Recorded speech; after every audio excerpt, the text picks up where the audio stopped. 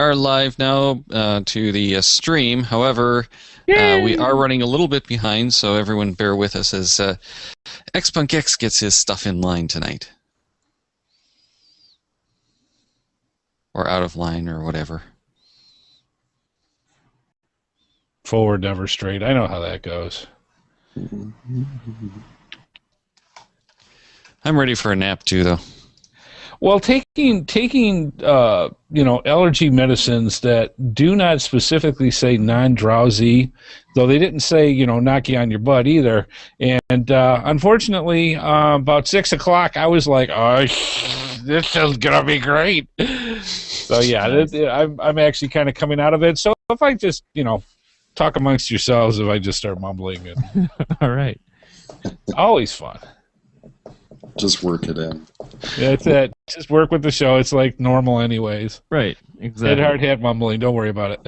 We'll just mute your audio. Sorry I'm late again, too, by the way, guys. No problem. No problem. I was getting a little worried when it was like 9:27 and I didn't get invited for the hangout yet. It's like, okay. Do you have the D&D turned off? I don't. Hold on. Give me 1 second. Dragons. Huge tracts of land. Oh, wrong D&D. Sorry. Well, that's not D&D anyway. Well, it's kind of like, Renaissance-ish. That's Monty Python's Flying Circus. Yes. I want to sing. No. All right. That's what we can do next week. We can do quotes from movies. That'll right. Was that awesome. Life of Brian you just quoted? Oh, that one too? I could say one of the songs, but we're all right. The show. Always look on the bright side. Every that wasn't the one I was sacred. All right. Speaking of which, I think I'm going to go. No, you're not. We're going to leave. We have some feedback, 2 little feedback things in there. Yeah, I caught that. I've tagged the one for Head Hard Hat to read. I have no idea what the other one is. It's just basically telling that there's people. Really, that one that you have in there for Head Hard Hat, we should push off to next week because that's a conversation point. That's a good one. Let's do that one. Let's push that one off. Oh, fine. Yeah. I get myself all prepared, and what happened? Sorry, don't read that one. I shan't read I just realized that, and we want to tease next week as episode 300, our May Cash or Coffee. Yes. 300. We can do that. I'll talk about it. Okay. Okay. I'm ready whenever you are. Speed. You want to know how to find it. Seek it out when they hide it. You know it's in the bag when it's an easy grab. But come on, take a chance now. Go, geocache. And if you need help, we're right there in a flash. If you got a question, just call in and ask. Uncover the stash on the Geocaching Podcast. The Geocaching Podcast. Thank you for listening to episode 299 of the Geocaching Podcast, recorded live on April 24th, 2013. I'm your host, XPunkX, with Daryl W4 and Head Hard Hat. You can join our live chat room and video stream, watch us as we record this episode, and participate with our other listeners. That can be found at geocachingpodcast.com/live. We have a voicemail line, and that number is 630-31-VOICE. You can find us on Twitter at geocachingpodcast.com/Twitter and Facebook at geocachingpodcast.com/Facebook. This episode is sponsored by Cache Advance. See cache-advance.com for all of your geocaching needs. Welcome back, guys. I'm excited because this is the episode right before episode 300. And that's going to be a fun show. It's going to be our Cache or Coffee for May. If you've never joined us for a Cache or Coffee, it's just an open kind of show, and it should be good because it's episode 300. So if you guys have some anything you want to put into that show, make sure to get it called into our voicemail line before next week. And that number, again, is 630-31-VOICE. Just kind of, if you want to wish us happy 300, if you want to tell us something that we've, share with something we've told you, anything you want to leave us a voicemail. Credit card, phone number. Awesome. You know. Yeah, anything. I can't believe Daryl and Headhard, we've been doing this for 300 episodes, though. It seems like just 100 for me. I think it has only been 100 for you, but for me and Daryl, it's been 300, and it's been an awesome 300 shows. Yeah, well, I think technically we each have not done 300 episodes because I've missed a few, you've missed a few. I almost missed tonight. I didn't get here until about 9:30 to the show. I almost missed tonight. Oh, that would not have been good since you're the one who prepped the show. Right. So anyways, how have you been since episode 298? I am doing great. We had a real good week, and I know I'm not going to bore everybody with all the details of sea towing, but sea towing was definitely part of the agenda this last weekend. The thing that I did have a lot of fun, though, was in Raleigh. We were looking around. I was taking my girlfriend for the first time geocaching, and we happened to find, believe it or not, the 17th president, who turned out to be Andrew Johnson before you start Googling. His birthplace home is in this really cute little park where one of the geocaches were there, and the thing was about the size of a Cracker Jack box. I mean, it's just little itty-bitty thing, and you imagine for something for a president. But yeah, that's the visual of it, and but it's again another one of those things you never would have known unless you went geocaching. Awesome, Daryl. Well, no Cedo for me, despite wanting to. Weather was really nasty, but we did get to go out and get some caching in while walking and running some errands. So it was nice to actually get some caches in for the month of April. Not that it's many, just some caches. Yeah, I didn't do any Cedo either. I really wanted to, but I looked for a Cedo event around here, and there just wasn't any anywhere close to me, so I didn't get any Cedoing in this last week. But you know what? Hopefully, I always try to Cedo when I'm on the, out on the trail, so hopefully that counts. But I did not get any official. Well, it doesn't get you the icon. No, that's true. I didn't get the official icon. But Daryl, and Headhard, we've had some audio feedback from a listener. And if any of our other listeners want to put in audio feedback, the number is 630-31-VOICE. But in the meantime, let's go ahead and hear that. Listener feedback. Hey guys, my name's Mutt from Dayton, Ohio. A little bit of feedback. The recent episode that you were talking about some of the local groups, and one of them in the southern Indiana, northern Kentucky, a little bit area that had KI and C in it. There's actually one called OKIC, which is Ohio, Kentucky, and Indiana Cachers, which I am a member of, as well as one here in the Miami Valley called Miami Valley Geocachers. Those are two of the local ones for our area. We're also on Facebook, but we also have a website for OKIC, which I will send an email about here when I get home later on. Thank you for the podcast, and have good fun caching. Well, thanks. That's listener Mutt who put that feedback in. And again, you guys can put in feedback, any feedback. We love audio feedback since this is an audio show. And that number is 630-31-VOICE. And as he said, there are a lot of different caching groups, and we talked about this last week, different caching groups out there. And the one that he was talking about, their website is okicachers.com. So if you want to check that out and you're in the Indiana, Ohio, Kentucky area, again, that's okicachers.com.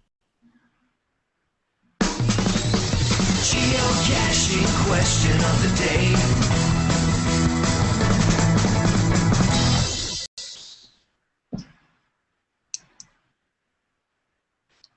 Hey Cachers, I'm Lookout Lisa from Cache Advance, your host for the geocaching question of the day. Well, I've been caching since 2002 and have been in the business of geocaching since 2005. Mondays through Thursdays, we ask our followers on Twitter, Facebook, and Google+ a question about geocaching. We recently asked, how many GPS units do you own? And here's what we heard. After tallying the more than 100 answers, cachers on average own, drumroll please, 4.14 GPS units. This does include smartphones and car navigation systems such as Nuvies. on this information, the average cacher has, say, 1 to 2 dedicated handhelds, a car GPS, and either a smartphone, tablet, or both. Well, I think most of us have just that. I know I sure do too. Well, I really enjoyed hearing about cachers' GPS collections, and you can too if you follow us, Cache Advance, on Facebook, Twitter, and Google Plus for the geocaching question of the day. Thanks and happy caching. Well, Wow. that's an interesting stat, 0.14. Rookies. Right. But thanks, Lisa, for asking those questions. We love hearing all those geocaching questions of the day. Tonight, I we were feel talking... underpowered. I only use my phone, and Yeah. only ever have. That's only one for you then. Yeah, just one. For those of you who are wondering, that's our guest for tonight, Sean. Welcome to the show, Sean. Thank you.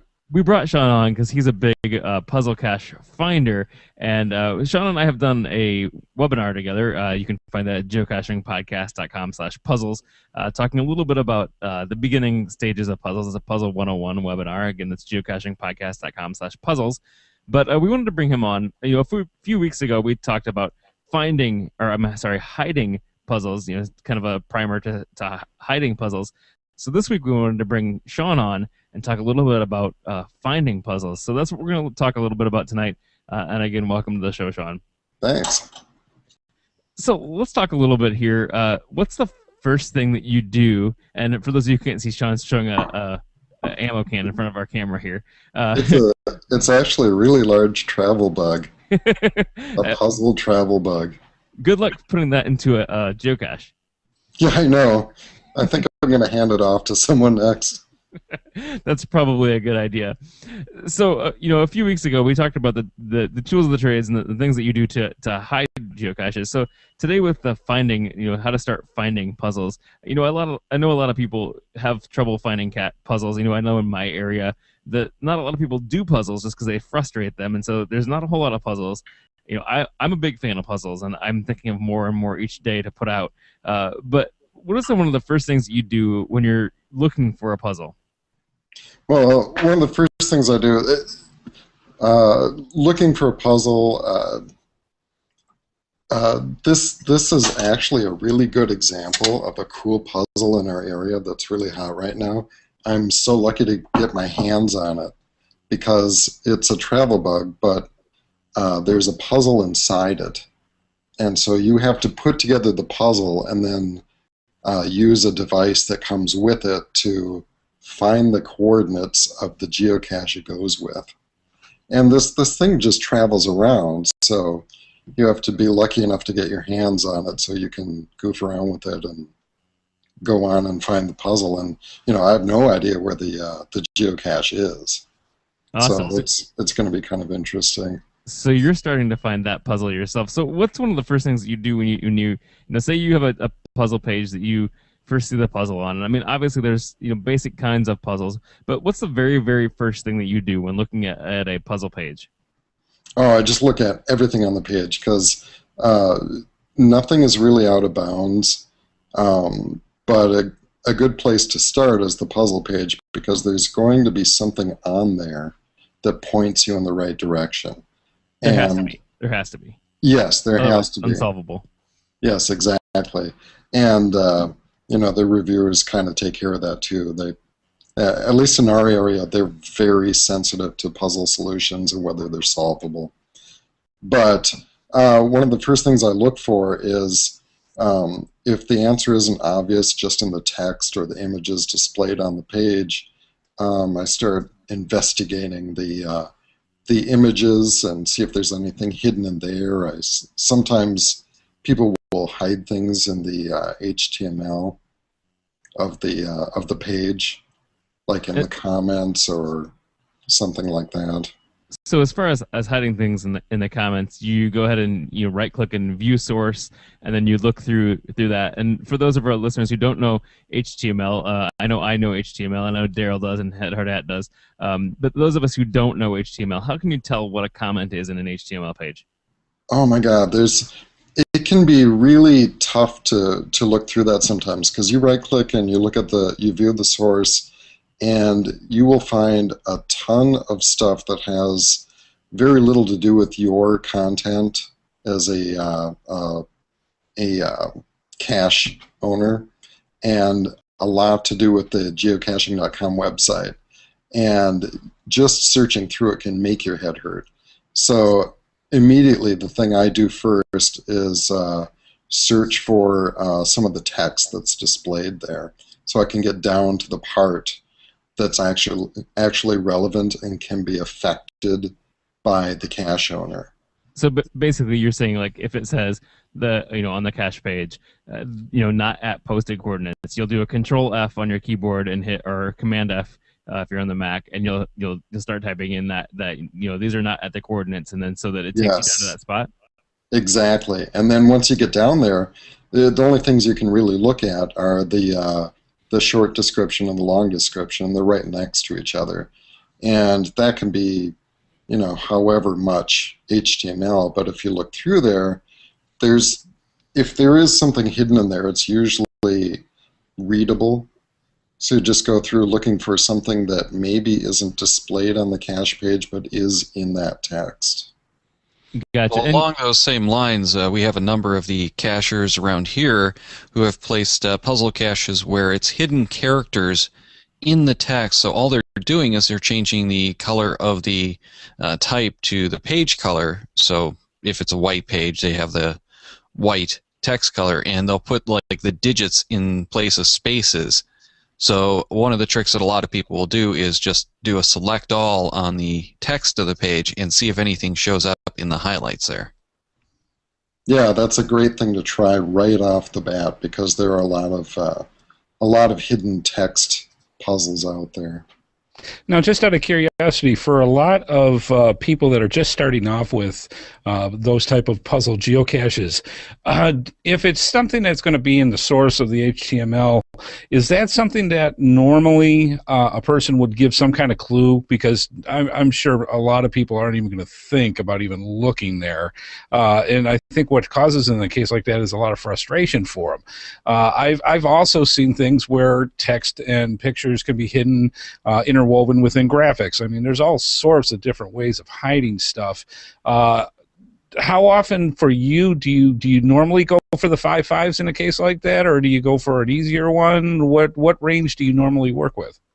Well, sadly, I've pretty much cached out my general area, so as far as puzzles go, so if a puzzle pops up and it's within like 25 miles or so, I'll just go for it. I don't care what the rating is.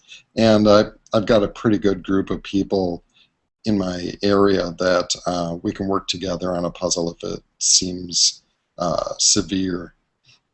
And that's a good thing to remember too, is if you are searching for puzzles, a lot of times the owners will give you hints as long as you can tell them what you've done. Just take for instance, there's a puzzle that I'm working on here. I've been working on it for a long time. I hate to admit that. And finally, I said to the cacher, I said, "Okay, I need a little push here. This is what I do know. I do know, that you'd mentioned pi and a couple other things in here, and so I know that this is what you're kind of thinking. Am I totally off base here, or am I kind of on the right trick?" And the guy told me, "Yep, you're on the right track, and here's kind of what to do." I still haven't solved the puzzle, unfortunately, but it is definitely something that you can do also to keep in mind that the puzzle owners do want you to find the puzzles, and so you can contact them with things as long as you can tell them what you've tried. They don't. I know as an owner, I don't like it when people go ahead and just say, "Hey, what can I do to solve this cache?" Because I put a lot of thought and time into creating this puzzle. I want you to think, and so as long as you can tell me what you've done, I'm willing to give you hints. Yeah, that's a really good point, because a lot of cache owners really do want you to solve that puzzle, and if it's already been solved and found, they're more than willing to give you hints. And it's in this area anyway, it's typically a matter of they might say, "Well, how much of a hint do you want?" Because they still want it to be as challenging as you want it to be for yourself. And that's part of the thing about puzzle caches too, is you got to remember, like, these are made to challenge you, and people that hunt puzzle caches love to be challenged. Well, what they have down here in North Carolina, at least this area of it where I'm at around Raleigh, we've got 5 or 6 major college institutions here, and a lot of the professors are geocachers. And they will put stuff out here that is, there's no way somebody like myself is going to be able to figure this thing out. Forget it. But they literally put them out for their students to figure out as well. And I mean, that's just on a level that's way over anything that I'm ever going to be able to do. Yeah, we have a huge variety in our area, and it goes anywhere from super fun puzzles that kids really have a lot of fun with and adults to well, someone wrote this with a targeted audience. You know, they're hoping a computer programmer will jump in and try and take a look. And there's actually an awesome puzzle that I worked on with a couple of people where it was an image, and the image was of like a graphic representation of a vinyl disc, like a record, and you had to find a way to play that record. Oh, wow. And the only way you're going to do that, because there isn't software out, he wrote the software to create it, and he didn't write any software to decode it. And there wasn't anything out there because he just made it up. And so you basically had to write a program to solve it. And that's awesome. I know I've been following that cache myself because it's awesome, and I've not solved it, but I am following that puzzle because it is pretty cool. Now, what are some of the basic tools of the trade? You know, I know that some of the things that I use to solve puzzles. You know, we've talked about this on our webinar too. But what are some of the basic tools that you use that you have in your geocaching puzzle tool bag? Oh my God! The first thing out of the box, if there are images involved and the way to move forward isn't obvious, I'll break out an online tool called Jeffrey's Exit Viewer, and you can search for it in Google and pop it up right away, I'm sure. But that thing is indispensable for finding hidden information in JPEGs and other image types. And one of my other favorites is there's an iterative anagram solver that a geocacher that goes by the name of Bolter, Bolter, has written and put up online, and that is huge. I mean, there are a lot of anagram solvers out there, and a lot of them have limitations and are kind of hard to use. This one, you basically can put in words that you see in the letters that might, or you can even select words and say, well, this makes sense. You know, maybe the word north is a good word to have in here, and then it'll display the result of taking that out and showing the rest. And so you can move forward with it, and it's a really good tool. That does seem pretty cool. You know, I know some of the things that I've used. You know, some of my puzzle caches use different kind of cryptogram and things like that, and cryptography. And the cool thing, you know I always leave hints in the text about what the kind of cache it is. You know, sometimes I may say that, you know, my friend Philip has told me about this, you know, kind of puzzle. And, you know, if you search on like Philip and encryption, you can come up with, you know, a Phillips cipher and things like that. You know, some of the other things that I like to do are to, you know, look and make sure that a lot of times with geocaching.com, people will put a related web page, and sometimes that web page has information on it and things like that. That's a good place to start too. You know, one of the things that I have in my little toolkit on my Android phone is a geocache calculator. And the reason why I like that so much is because it literally has dozens and dozens of different types of cipher, decipher, you know, anything from color. There's so many different ways of hiding information. It's amazing. And it's one of the applications that I use a lot for deciphering. And do you get to use any of that as well? Oh my God, yes. There's so many different. That is a wonderful tool, by the way. and it not only helps you, but it also gives you ideas, because you look through there and you say, well, I never really thought of using that method. Right. Yeah, I mean, it's got something on here like on heat index. Who's going to think about that with geocaching? What a cool idea to use that for a cipher, you know? Or the resistor codes in the colors with the resistor codes. Yeah, it's amazing. Yeah, and there's also IGCT, Internet or Geocaching Toolkit, and I don't know why the I got thrown in front of it, except for it's Google. iOS. iOS, yeah. Yeah. That does a similar kind of stuff for iOS devices. And then there's another tool that I like a lot on that platform on iOS called GC Buddy that actually lets you drop in variables and put the variables in the order. So it's great for not just puzzles but multi-caches. And XPunkX, you and I have talked several times about using our favorite app, Evernote, right, to help solve puzzles, and that's another great one.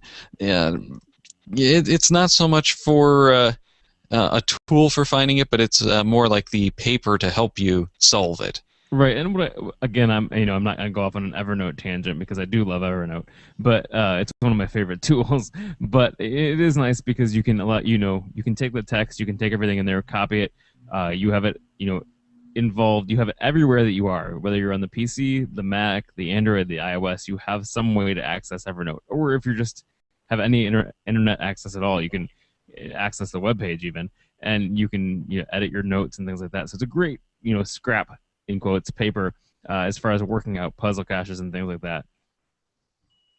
One of the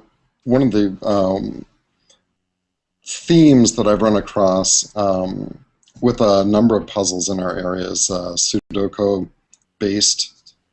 puzzles, and I ran across one that was insane because you had to solve, I want to say it was like 6 different Sudoku puzzles as part of the geocache puzzle, and then you had to use the information from that. And I couldn't find a tool that would keep me sane and allow me to solve the puzzle, so I ended up creating my own Sudoku solver. Because one of the more irritating things about it is it had irregularly shaped areas, and I don't know if you've ever looked at a Sudoku puzzle before, but basically the basic one is you have to use the numbers 1 through 9 across the top once each, across the top, and then down each row, and then within like a 9x9 square within the whole grid, and then there'd be like nine of those grids in a typical one. But when you get the irregular shapes, where it's just a block of 9 and you can't repeat it within that block, and you try and find a tool out there and it just doesn't exist. Yeah, so that's one of the things that you have to keep in mind when doing puzzles and things. Like you've mentioned now twice things that you've had to create, things you or someone have had to create programs or things like that to solve that. So that's one of the things too, is that, but obviously the person that created it somehow created it. So there's some way to solve this puzzle. There has to be, otherwise it's not a puzzle cache. And so there is some way to solve it, and you may go crazy trying to solve it. You may have to come up with your own tools to solve it. But the cool thing about puzzle caches is sometimes you have to just step away and come back. With this puzzle that I've been solving here for a while now that I've not solved it, I've come back to it several times. I've taken a break. I've come back to it. I look at it at a different angle. I sometimes, hand it off to somebody else and say, hey, are you noticing anything? Even people that don't do puzzle caches. Do you notice anything about this? Is there something that you can even give me a hint on? Because once you've looked at it so many times, your brain kind of goes down that one track, and you have to sometimes get out of your brain and see it from a different light. And so sometimes either a friend who's not even looked at the puzzle sometimes can very simply say, oh, look, try that. And that's it.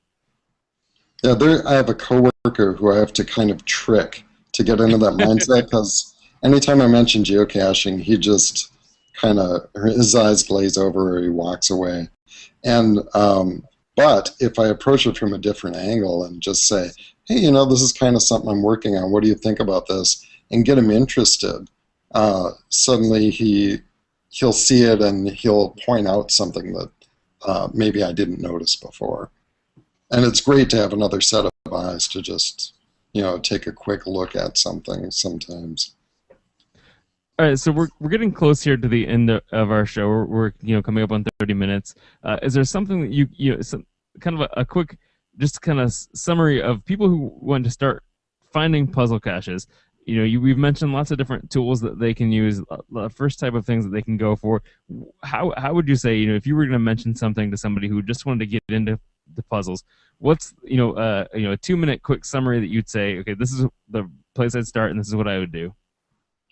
Look at everything on the page, and I've been guilty of this a lot of times. Sometimes the related web page option gives you information that's vital to solving the puzzle, and so just look at everything on there, and especially like if there's a hint, read that hint. Don't just say I'm going to check this when I'm stuck. Check it out right away, because sometimes it has information there that you're meant to see as part of solving the puzzle. Right, and I think one of the important things too is don't forget. Sometimes as cache owners and puzzle owners, we want to send you on a rabbit trail, so we'll mention something in there that may take you off on something that has nothing to do with the cache, but we want to get you thinking in a different direction, or try and trick you, because sometimes they're super easy. Sometimes caches are super easy, and sometimes they're not. But there may be also hints that may take you way off on a wrong trail too. Daryl, do you have any questions here for Sean before we wrap up? Not too much. I mean, there's so much that you can get into puzzles. I mean, we didn't even touch what happens when you find a host and trying to figure out how to get the logbook out of the host, that type of thing. That's a whole different thing that we could spend another half hour on. But yeah, it's all I can say is keep going at them. I know in the United States, puzzle caches as a whole is not the most popular, and it's a shame. But I do know a lot of geocachers do it during the off weather. So, for example, my brother who's up in upper middle Michigan and it's still snowing there, I think that would be an excellent idea for them to go after and try to figure out puzzle caches. But usually during inclement weather, they seem to do that a lot. Yeah, we actually still got snow here today in Metro Detroit. And in Indiana, we did too. This is weird weather, but yeah, it's a great thing for those winter months or those rainy days when you're looking to do some caches. And we've done a number of them that way. We've solved many that have been archived before we've actually found the cache, which is something to watch out for as well. But most of the time, puzzle caches that we've solved, it's really pretty easy because there's just right out there, here's what you have to do to solve them. Well, I think one of the greatest things about puzzle caches, and this is the reason I love solving them, is because you have that sense of accomplishment. Even if the puzzle or the cache itself is a lamppost cache or something, really basic and real simple, the fact that you took and solved this cache and got the coordinates, it takes me back to the original reason that I loved geocaching, because it's something that not everyone was doing at the time. And so, with puzzle caches, it's not everybody can solve this, not everybody can find the coordinates, and so I love the sense of accomplishment when I got the puzzle solved. It was like, yeehaw, I get to go out and find this cache now, even if the cache is a really crappy cache, because the fact that I got to get out there and actually solve the puzzle was amazing, and I love doing that. Well, Sean, we want to thank you for being on our show tonight. If people want to contact you, how can they get a hold of you? What's your geocaching name? SP Stanley. All right, and, so SP Stanley. Yes, and you can find me on the geocaching website. You can find me on the MNGCA website. You can find me on the Where I Go website. And sitting behind your computer trying to find puzzles, right? Solve puzzles. Exactly.